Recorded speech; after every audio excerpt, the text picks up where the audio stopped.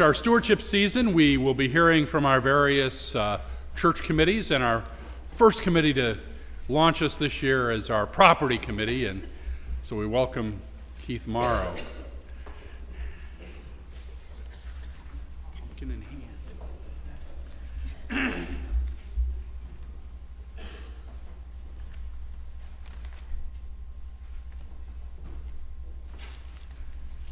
And it's been a long time since I've been here to talk about property. You know, to talk about property, we don't want to know what is property. What is the church's property? You know, it starts out with, the first thing that comes to mind is this building.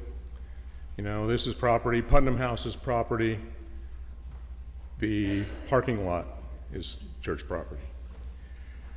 And the property committee is charged with managing this property for the congregation, for the congregation's use. Now, how do we go about doing that?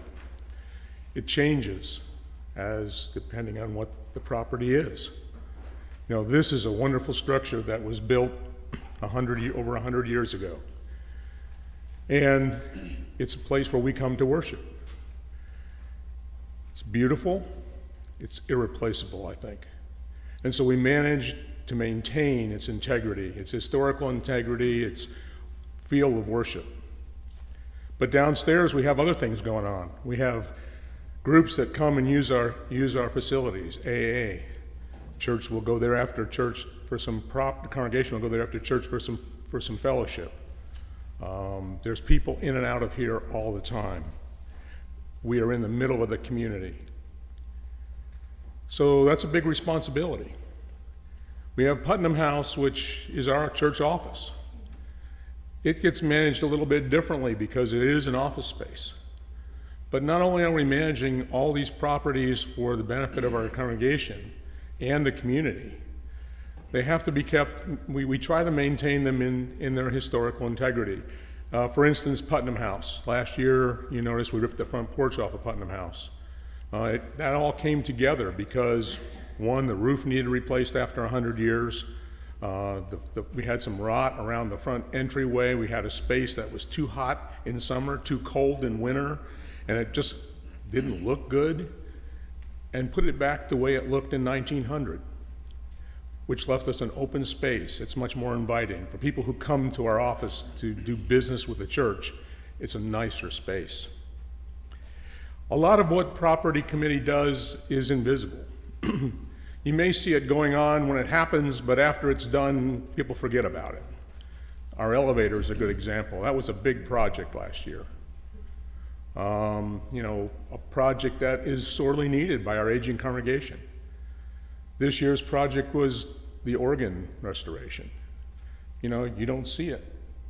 We put a lot of money there, but you don't see it.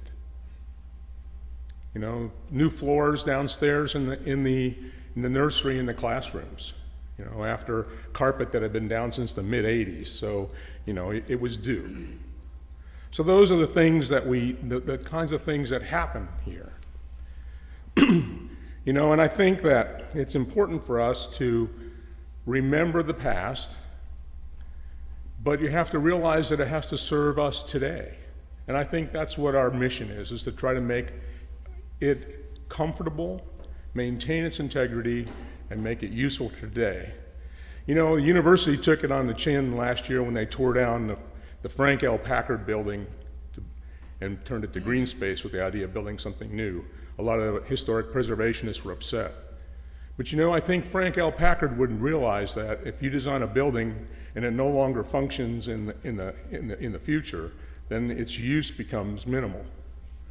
We hope that we've maintained his legacy here because he did design this building. And well, hopefully that this will be around for a long time. So now you're all wondering, the other thing that happened, one of the other invisible things was our energy conservation that we got involved with over the past several years. Till this year we were designated as an Energy Star building. That's something that doesn't, we can hang our hat on, but we can't just walk away from it because in order to maintain that, we have to keep up our energy conservation. But we took these lights, turned them into LED lighting, new furnace, energy efficient furnace. We're saving money for us. We're also saving the environment by cutting down our carbon footprint.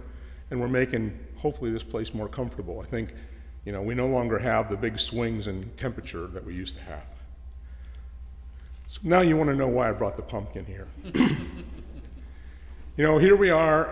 It's here to remind me that, we're on the verge of all Halloween. We're Halloween when this place will be full of goblins and ghosts. And, I think that makes me think a little bit about the past. And we're going to be celebrating right after that All Hallows, which is the remembrance of all the saints that came before us, the people that gave us what we have today, the people who gave us the endowment, that had the foresight to build this building on this street corner. And I hope that we've been true to them and that they could come in here and sit down and feel comfortable to worship with us. And lastly, because we're coming to Halloween, we're coming to Thanksgiving also, the pumpkin, a time when we give thanks to God for those things that He has helped us acquire. And so I hope that you look at, as you think about your pledge, that you think about what God has given you and hopefully just give back a little bit back to God and help to maintain this building, this program, and the things that go on within our church walls and in the community. Thank you.